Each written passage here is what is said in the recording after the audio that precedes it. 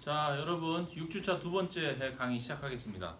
자, 두 번째 시간에는 우리가 이제 지난 시간까지 이제 환경론적 접근을 이제 모두 끝냈죠. 간단하게, 그렇죠?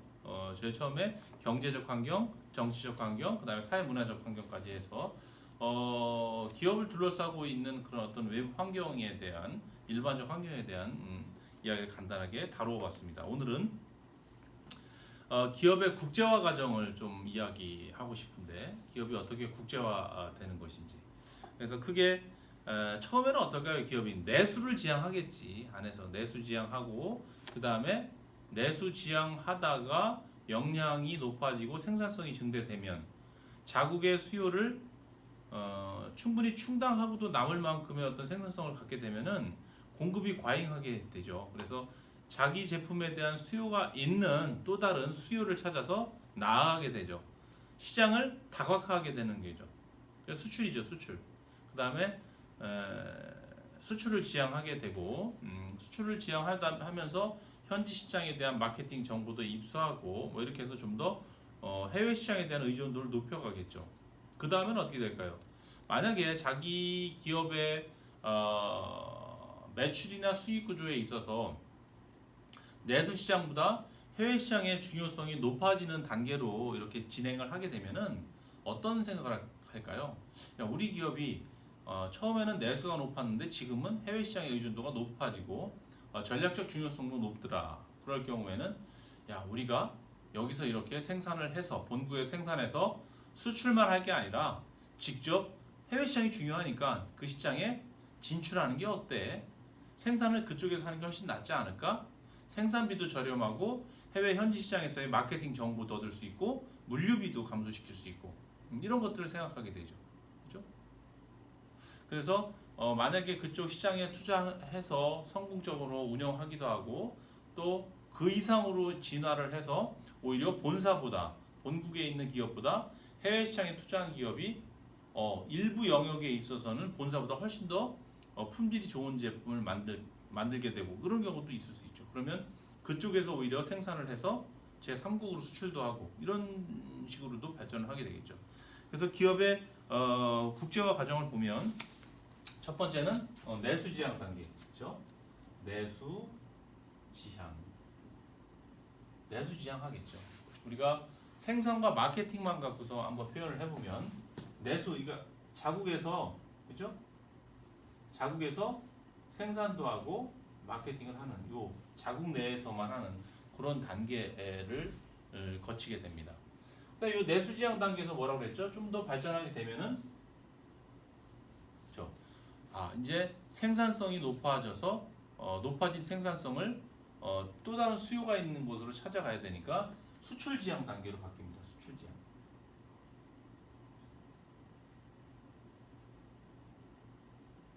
그렇죠?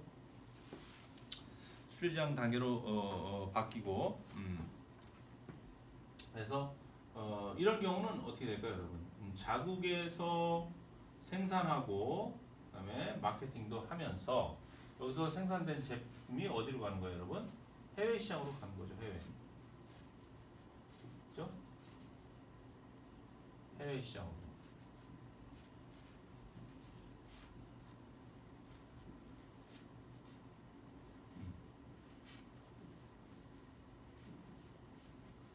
그렇죠. 자국에서 생산하고 마케팅 활동을 한 이 제품을 하고 있는 제품을 해외 시장으로 보내는 거예요. 해외 시장. 근데 이때는 여러분 이런 거예요. 우리나라가 노동 집약적인 산업에서 경제가 산업이 태동을 해서 그렇죠? 생산성이 높아지고 나서 수출을 지향했죠. 수출을. 근데 그 수출을 처음에 지향했던 그 초기에는 어땠어요, 우리가? 물건은 잘 만들었는데 해외 시장 진출에 대한 경험이 없어요. 수출을 어떻게 하는지 몰랐어요. 그러니까 제조업체에서는 그런 거에 대한 경험과 지식이 전무하다 보니까 그것을 제조업체 수출 기업을 대신해서 누군가 그걸 대행을 해줬죠. 대행. 그게 보통 종합무역상사, 무역대리상 뭐 이런 사람들이 했던 거예요. 그러니까 우리 수출 기업 입장에서는 어때요, 여러분? 내가 만든 제품이 수출이 되는 건 확실한데 내가 직접 현지 시장의 바이어라든지 거래처를 개척한 게 아니죠. 누가? 나를 대신해서 상사라든지 무역 상사라든지 다른 뭐 구매 대리인이 됐든 무역 대리상이 됐든 이런 사람들이 하는 거예요. 그러니까 나는 어떻게 거래를 한 거예요? 내가 만든 제품을 그런 종합무역 상사와의 거래로 끝나는 거예요. 그러니까 내 제품이 수출되는 건 확실한데 어느 나라에 누구에게 얼마에 팔리는지는 알지 못하는 거죠. 종합무역 상사와의 거래로서 끝난 거니까. 그거는 종합무역 상사가 결정하는 거예요. 내가 이 수출 기업한테 사서 어느 나라에 얼마에 누구에게 팔 것이다를 계획하고 이렇게 해외 사업을 하는 것이죠. 그게 이 단계라고 볼 수 있습니다. 그다음에 세 번째가 되면 그래서 이때 일어나는 수출을 여러분 간접 수출이라고 보통 얘기합니다. 간접 수출, 간접 수출, 그죠? 수출 기업이 자기가 만든 제품이 수출되는 건 아는데 내가 직접적으로 해외 시장을 개척하는 게 아니라 그걸 나를 대신해서 브로커 역할을 하는 사람한테 전해주는 걸로 끝나는 거죠. 세 번째는 현지 시장 마케팅 단계. 현지 시장 마케팅 단계. 자, 이런 거는 이런 것. 국내에서 생산하고 마케팅 활동도 당연히 하죠. 본국 기업이. 그다음에 해외 시장에서도 제품만 여기는 진출을 한 거죠. 해외 시장에서 아무런 경영 기능을 수행하지 않아요. 중간에 종합무역 상사들 통해서 내 제품만 여기서 본국에서 만든 제품만 해외 시장으로 진출하는 거예요. 그죠? 여기는 해외 시장에 진출하는데 현지에서 마케팅도 해요. 그죠? 해외 시장으로 나가서 마케팅도 하죠. 자, 요 단계는 여러분 마케팅이 가능하다는 얘기는 뭐예요? 현지 해외 시장에 마케팅 정보를 입수할 수가 있다는 거예요. 수출 기업에서 현지 시장의 마켓 정보를 가져올 수 있다는 거예요. 그리고 그 정보를 바탕으로 피드백을 받아서 현지 시장의 소비자에 더 적합한 제품으로 다시 개선하고 또 경영 활동을 할 수 있다는 것이죠. 그러니까 이렇게 되려면 어떻게 해야 돼요, 여러분? 자기가 직접 해외 시장을 개척할 수 있는 능력이 있다는 것이죠. 그죠? 그래서 이런 경우에는 여러분 직접 수출이라고 해요. 직접 수출. 직접 수출을 하게 되니까 어떻게 돼요? 아, 내 제품이 어느 나라 누구에게 얼마에 팔릴지를 자기가 주도적으로 결정을 하게 되는 거죠. 마케팅 계획을 자기가 수립하게 되는 거죠. 그죠? 그러다 보니까 거기를 주도적으로 정보를 입수하고 다시 현지 시장에서의 소비자의 반응을 살피면서 그렇죠? 마케팅 계획을 수정하고 경영 전략을 수정하고 해서 다시 또 런칭도 하고 더 나은 제품을 출시도 하고 뭐 이렇게 되는 거죠.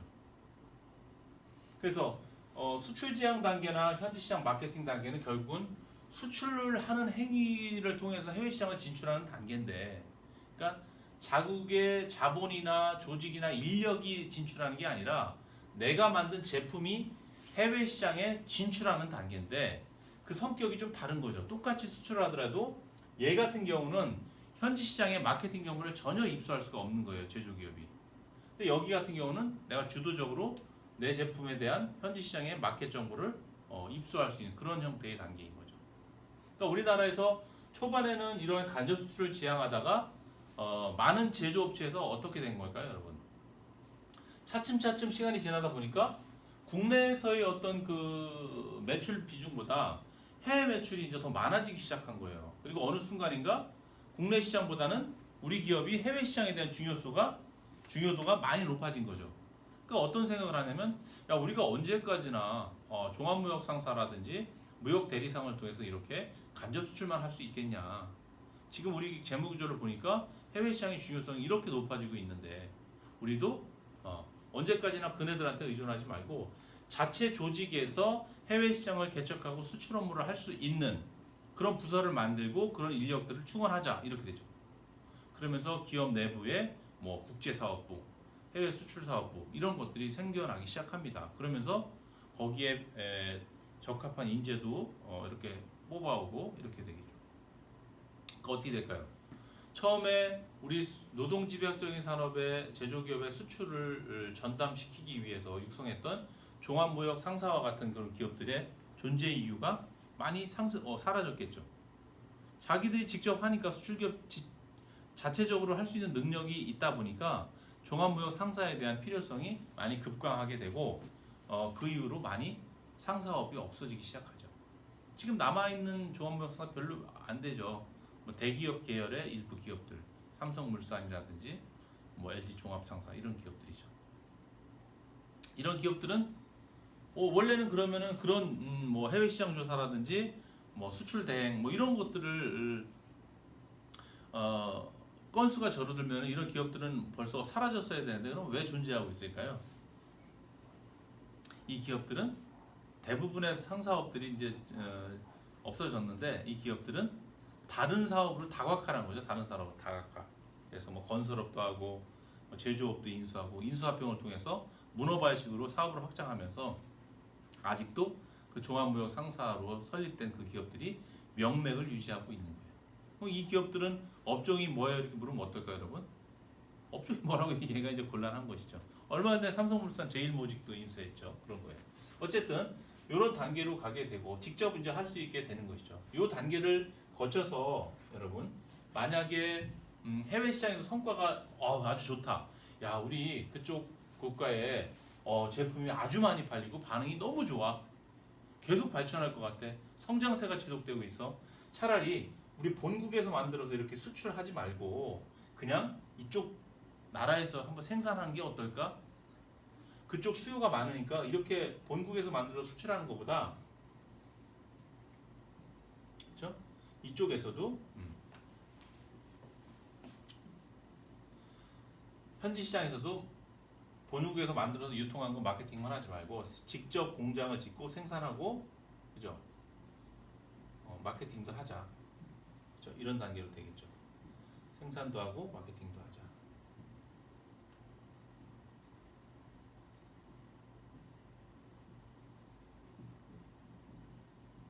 네, 이런 단계가 됩니다. 그러면은 국내에서 수출을 하기 위해서 뭐 그죠? 많은 그 국내 공장을 가동해서 그다음에 물류 운송을 통해서 각 국가별로 갔던 것을 현지 시장에서 아예 공장에 대한 직접 투자를 감행하고 그 공장에서 생산해서 현지 시장의 수요를 전부 충족시키는 그런 경영 활동을 하게 됩니다. 현지에서 생산도 하고 마케팅도 하게 되는 것이죠. 근데 이게 만약에 더 진화를 해서 발전하게 되면 어떻게 될까요, 여러분? 이제는 지금처럼 국내 본사에서 생산도 하고 마케팅도 하고 또한 진출한 그죠? 국가에서 생산도 하고 마케팅도 하고 있어요. 이게 몇 개 국가인지 모르겠지만 그죠? 진출한 국가에서 생산도 하고 마케팅을 잘 하고 있어요. 근데 만약에 이 단계에서 진출한 해외 시장에서 더욱더 성과가 나고 그죠?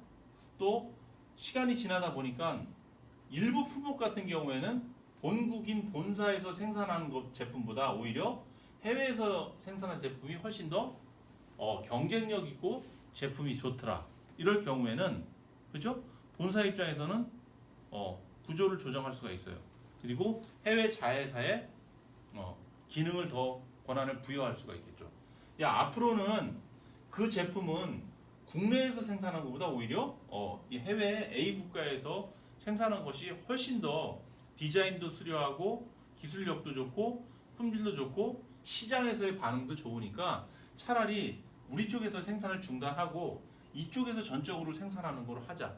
다시 말해서 우리 기업의 특정 A 제품 같은 경우는 글로벌 사업본부를 본사가 있는 본국에 두는 것이 아니라 이 특정 국가 해외 국가에서 사업본부의 역할을 하도록 하자. 이렇게 바뀔 수가 있는 것이죠.